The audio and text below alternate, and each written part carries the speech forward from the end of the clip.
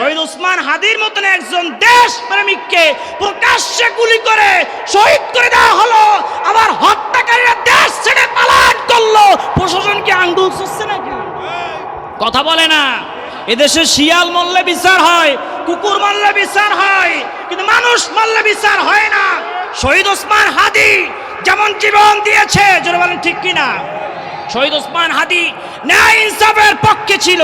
এখন পর্যন্ত শহীদ ওসমান হাদির হত্যাকারীদের বিচার হয় নাই, ঠিক কিনা জোরে বলেন? এদেশে শিয়াল মারলে বিচার হয়, কুকুর মারলে বিচার হয়, কিন্তু মানুষ মারলে বিচার হয় না। শহীদ ওসমান হাদির মতন একজন দেশপ্রেমিককে প্রকাশ্যে গুলি করে শহীদ করে দেওয়া হলো, আবার হত্যাকারীরা দেশ ছেড়ে পালায়ন করলো। প্রশাসন কি আঙ্গুল চুষছে নাকি? কথা বলে না। আমরা একটাই স্লোগান দিতে চাই, আর কি হলো না হলো আমাদের দেখার বিষয় নাই। শহীদ ওসমান হাদির হত্যাকারী যারা, ওই সমস্ত হত্যাকারীদেরকে প্রকাশ্যে বাইতুল মুকাররমের সামনে ফাঁসির কাস্টে ঝুলিয়ে মিডিয়ায় প্রচার করতে হবে। ঠিক কিনা জোরে বলো, ঠিক কিনা? তুমি কে, আমি কে? আপোষ না সংগ্রাম, দালালি না রাজপথ, গোলামি না আজাদি, নারায়ে তাকবীর। এরকম স্লোগান দিয়ে আমাদের আগাতে হবে। আমাদের আলেমদেরকে ঐক্যবদ্ধ হওয়া লাগবে, টুপিওয়ালাদেরকে ঐক্যবদ্ধ হওয়া লাগবে। আমরা যদি এখন ঐক্যবদ্ধ হতে পারি, কোন নাস্তিক মোরতাদ ইসলামের বিরুদ্ধে আইন পাস করতে পারবে না, ঠিক কিনা? তারা যদি আমি আল্লাহকে ভালোবাসতে চায়, আমি আল্লাহর জান্নাত যদি পাইতে চায়, মূর্তি পূজা করলে আমি আল্লাহকে পাওয়া যাবে না, মূর্তির পায়ে সেজদা করলে আমি আল্লাহকে পাওয়া যাবে না। আমি আল্লাহর প্রিয় গোলাম যদি হইতে চায়, আপনি জানায়া দেন তারা যেন আপনি নবীজিকেই ভালোবাসে। আরো জোরে বলেন না সুবহানাল্লাহ। কেমন ভালোবাসা লাগবে জানো? সাহাবা একরামরা যেইভাবে আমার মায়া নবীজি সাল্লাল্লাহু আলাইহি ওয়াসাল্লামকে ভালোবাসতো, আমাদেরকেও সেইভাবে ভালোবাসা লাগবে। হাবশী বিলাল রাদিয়াল্লাহু তাআলা আনহুর ঘটনা আপনারা অনেকে জানেন। হযরত হাবশী বিলাল রাদিয়াল্লাহু তাআলা আনহু আমার মায়ান নবীজি সাল্লাল্লাহু আলাইহি ওয়াসাল্লামকে কেমন ভালোবাসতো জানো? আমার নবীজি সাল্লাল্লাহু আলাইহি ওয়াসাল্লাম যখন রওজা মুবারকে শুয়ে গেছে, যখন আমার নবীজি ওফাত হয়ে গেছে, হাবশী বিলাল রাদিয়াল্লাহু তাআলা আনহু আমার নবীজি সাল্লাল্লাহু আলাইহি ওয়াসাল্লামকে এত বেশি ভালোবাসতো, আজান দিয়া মাত্র পিছন ফিরে আমার নবীজির নুরানি চেহারা মুবারক দেখতেন। জোরে বলেন সুবহানাল্লাহ।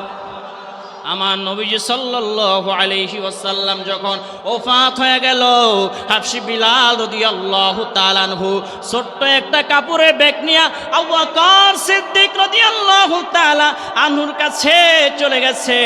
গিয়া বলে, ও আবু বকর ভাই, আমাকে বিদায় দিয়া দাও, আমাকে বিদায় দিয়া দাও, আমি আর মদিনায় থাকতে চাই না রে আবু বকর।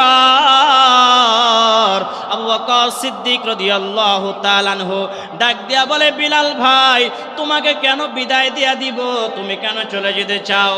তোমার যদি আরো টাকার প্রয়োজন হয়, আমি তারপরও বাইতুল মাল থেকে তোমার বেতন বাড়ায় দিব, হাদিয়া বাড়ায় দিব, তারপরও তুমি যেতে পারবা না। হাবশী বিলাল রাদিয়াল্লাহু তাআলা আনহু ডাক দিয়া বলে, ও আবু বকর ভাই শোনো, আমি এমন কোনো টাকা পয়সা চাই না, কোনো অর্থ সম্পদ চাই না। আমার নবীজি সাল্লাল্লাহু আলাইহি ওয়াসাল্লাম রওজা পাকে শুয়ে গেছে, আমি আগে আযান দিয়া মাত্র পিছন ফিরে তাকায়া আমার নবীজি সাল্লাল্লাহু আলাইহি ওয়াসাল্লামের নূরানি চেহারা মুবারক দেখতাম। আজকে আমি যখন আযান দিলাম, পিছন ফিরে তাকায় ফিরে দেখি আমার মায়া নবীজি সাল্লাল্লাহু আলাইহি ওয়াসাল্লামের নূরানি চেহারা মুবারক দেখা যায় না, আমার নবীজিকে দেখা যায় না। আমি এই ব্যথা বেদনা সহ্য করতে পারবো না। ও আবু বকর, আমি যখন আমার মায়া নবীজি সাল্লাল্লাহু আলাইহি ওয়াসাল্লামের রওজা মুবারকের দিকে যখন তাকাই, আমি বিলাল সহ্য করতে পারি না। ও আবু বকর ভাই, আমাকে বিদায় দিয়া দাও, আমাকে বিদায় দিয়া দাও।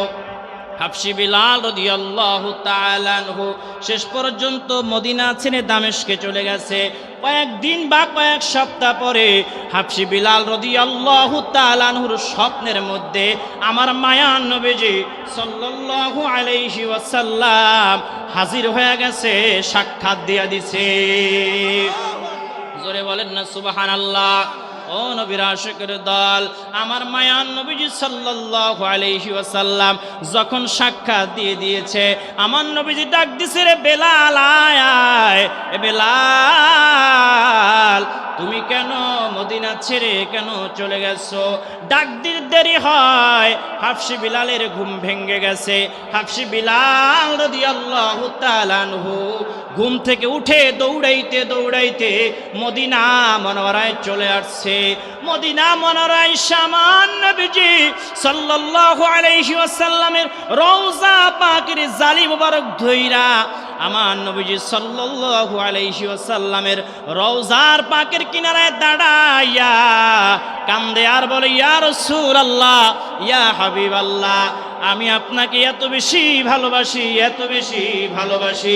আপনি যখন রওজা মুবারকে শুয়ে গেছেন, যখন আপনি ওফাত হয়ে গেছেন, আমি বেলাল আর সহ্য করতে পারি নাই।